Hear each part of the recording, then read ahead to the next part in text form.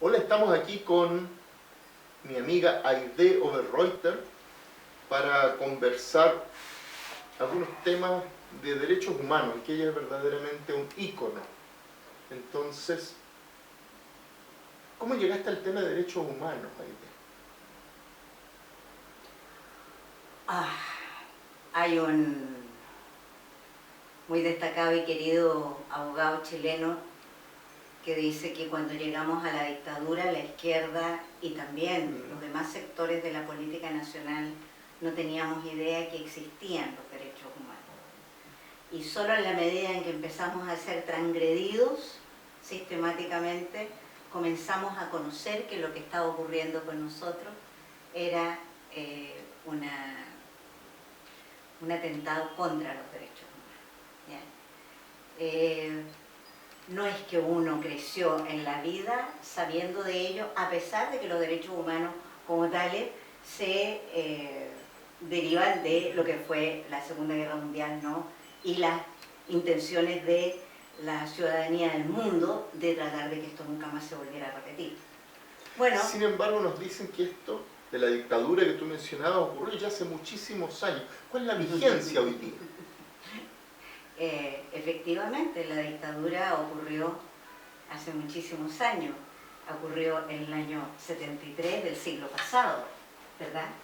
Ahí empezó, se prolongó bastante. Claro, pero hoy día hay una cantidad importante de cientistas políticos incluso que hoy día afirman con toda claridad que lo que estamos viviendo en esta etapa de comienzos del año 2020 es el cierre del proceso que se abre con septiembre del 73 en Chile.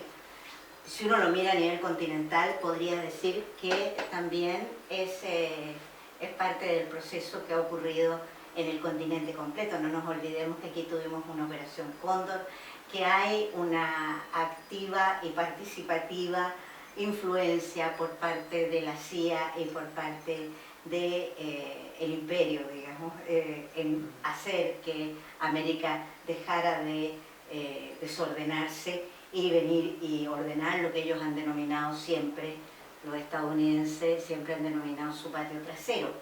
Sin ir más lejos, ese discurso que escuchábamos en los años 70, a propósito de los influjos de la Revolución Cubana y de los intentos del presidente Allende de hacer una revolución a la chilena, hoy día escuchamos a Pompeo diciendo que van a venir a ordenar el patio trasero. O sea, el discurso en realidad, más allá de que hayamos pasado un siglo para el otro y hayan pasado un montón de años. Bolivia, Brasil, El Salvador, hemos vuelto un poco las páginas hacia atrás. Un poquito como que el pañuelo de acá, la puntita del pañuelo con esta otra puntita se están encontrando. Tal vez es una novedad para generaciones más jóvenes, pero para personas como nosotros, yo tenía menos de 20 años para el golpe, pero para personas como nosotros desde luego no es ninguna novedad. Esto es una cosa que se repite casi con calco, un déjà vu, algo del punto de vista de los discursos, de las actitudes, de las formas represivas, claramente lo que está pasando con la gente que están, más de 2.500 personas que están hoy día procesadas o encarceladas, ya sea en el Sename, digo niños, ¿ya? Y jóvenes, muy jóvenes, que están metidos en las cárceles de alta seguridad simplemente porque se ha estimado que por su nivel educacional y de expresión constituyen un peligro. Y eso es exactamente lo que le sucedió a mi generación, ¿no? Claro, a nuestra generación, así es. Efectivamente.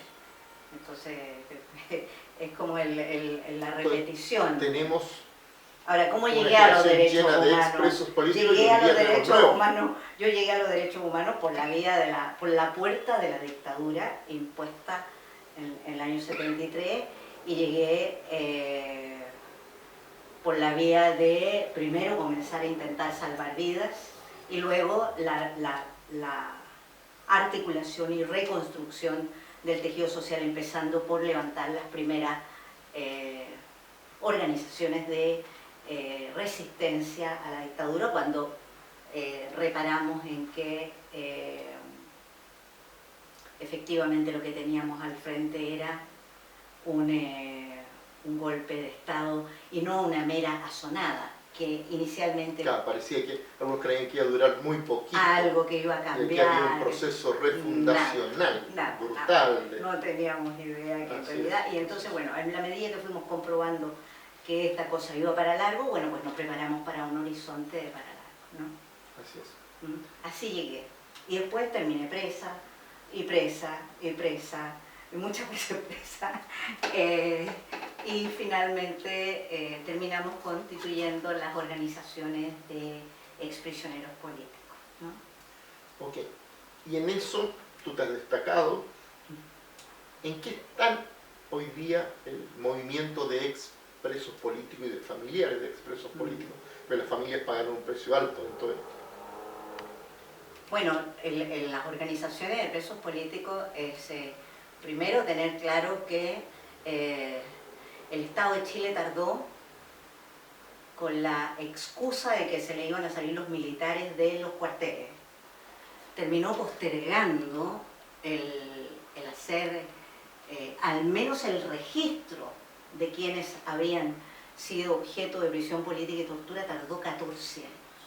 Con lo cual iba muriendo la Desde generación de la luego. gente mayor y cada vez podían decir que fueron poquitos. Tú lo has dicho con mucha claridad y justamente la organización que yo represento dentro del mundo de los presos políticos, el Comando Unitario de Prisioneros Políticos y Familiares, es que incluso el reglamento de la Comisión Valech, haciéndose cargo de ese retardo, eso por intermediación nuestra, no es porque se le haya ocurrido al gobierno, nosotros forzamos que eso fuera de esa manera.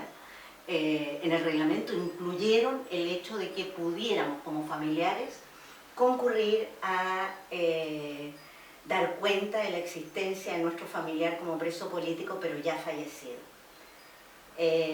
¿Y mucha gente hizo uso de ese derecho? Muy poca gente, pero no es poca en el conjunto, porque al final viene a ser cerca del 22% del total de los calificados que usó esa posibilidad.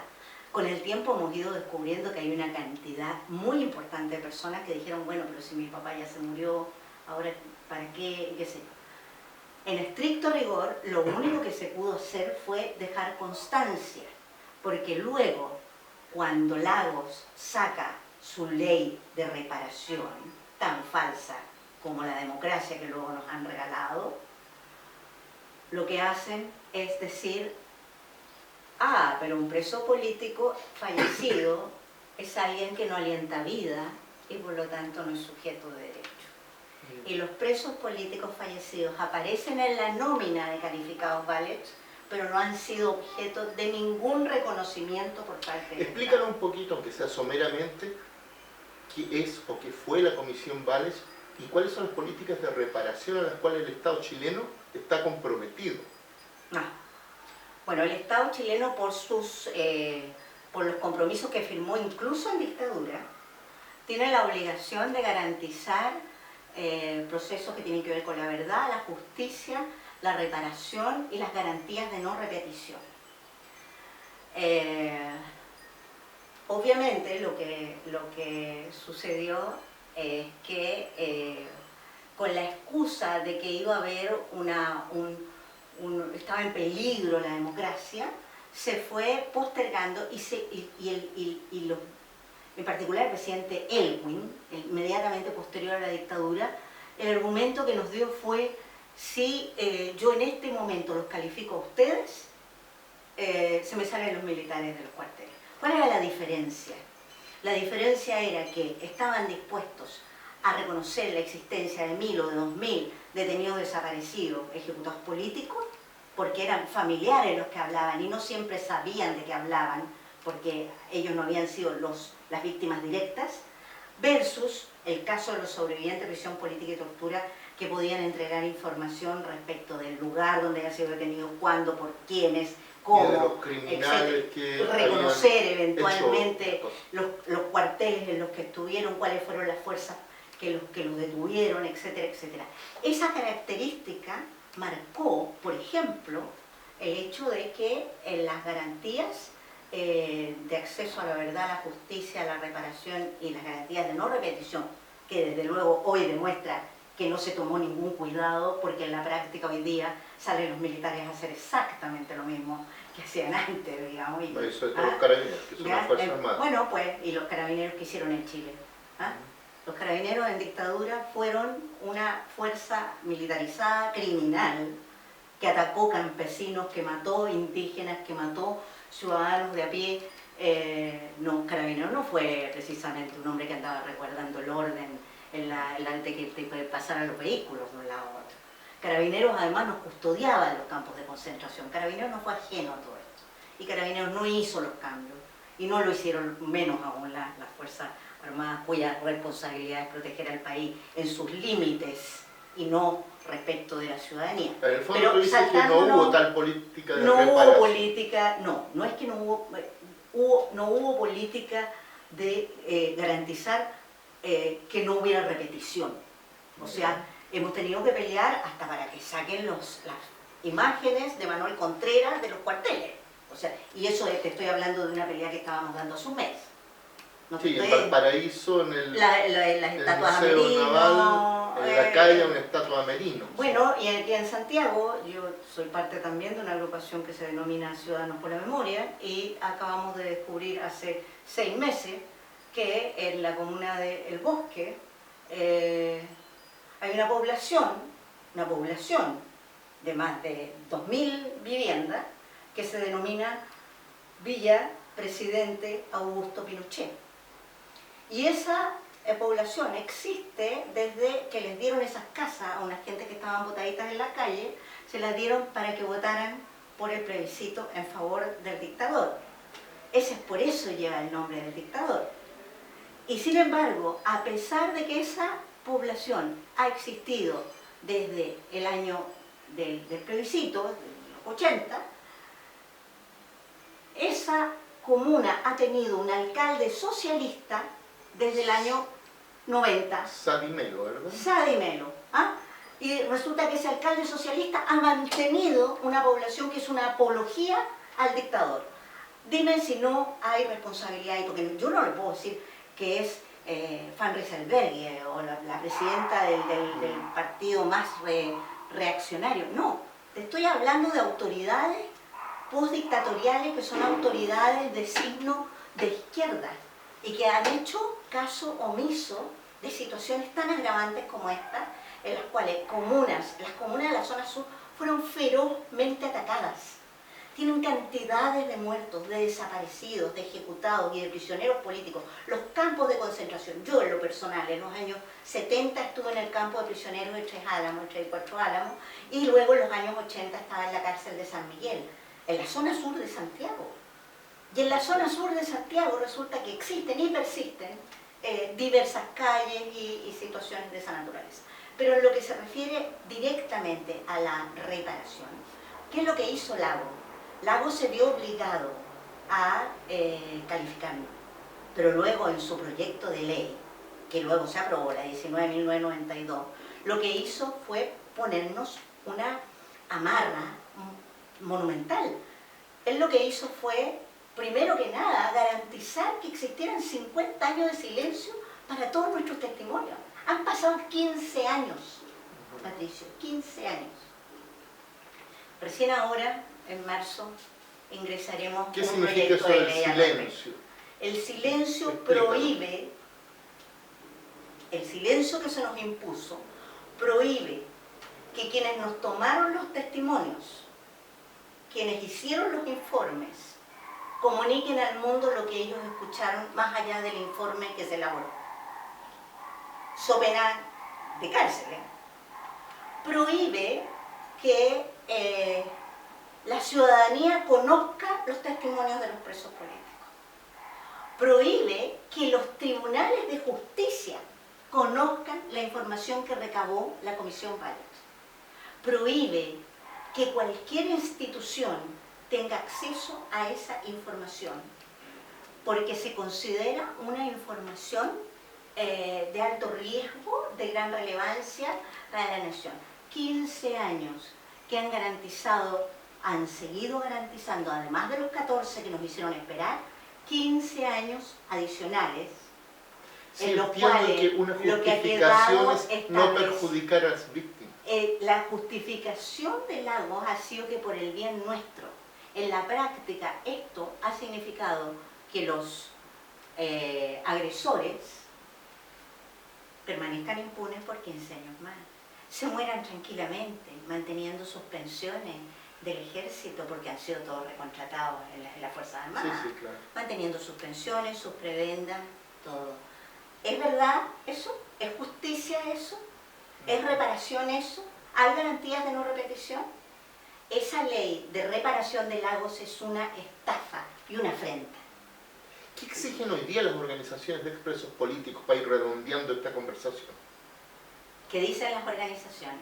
Las organizaciones en su mayoría han suscrito una suerte de plataforma que se resume en 10 puntos, ¿ya? Y dentro de esos 10 puntos está la necesidad de una comisión calificadora permanente a la cual tampoco tuvimos derecho, que sí se le dio como derecho a los familiares de detenidos desaparecidos y ejecutados políticos. Está el fin de los 50 años de silencio. Está otra obligación que nos impusieron, que fue el que tú tenías que elegir si habías sido exonerado o habías sido preso político, como si no te hubieran pasado las dos cosas o muchas otras, ¿ya?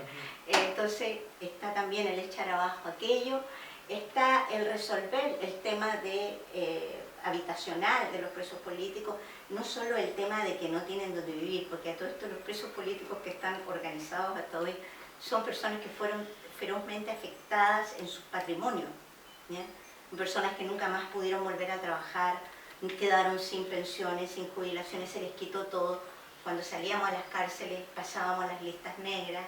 Entonces el Estado no se preocupó en esa ley de reparación, excepto el generar una pensión que originalmente era del orden de los 100.000 pesos.